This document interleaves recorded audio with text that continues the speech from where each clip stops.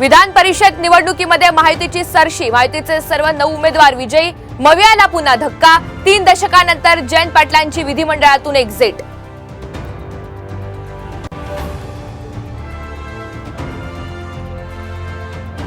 आज पंतप्रधान नरेंद्र मोदी महाराष्ट्र दौऱ्यावर. विविध विकास कामांचं भूमिपूजन आणि लोकार्पण करणार.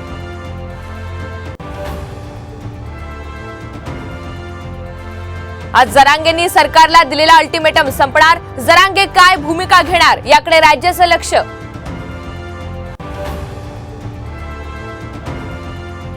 जळगावच्या अमळनेर जवळ भुसावळ नंदुरबार पॅसेंजरवर अज्ञातांकडून दगडफेक. साखळी खेचून अर्धा तास दगडफेक केल्याची माहिती.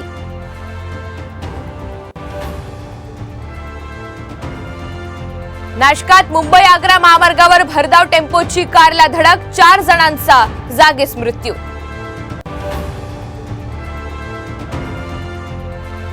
मुंबईत आज अतिमुसळधार तर ठाणे पालघर जिल्ह्यातही जोरदार पावसाची शक्यता.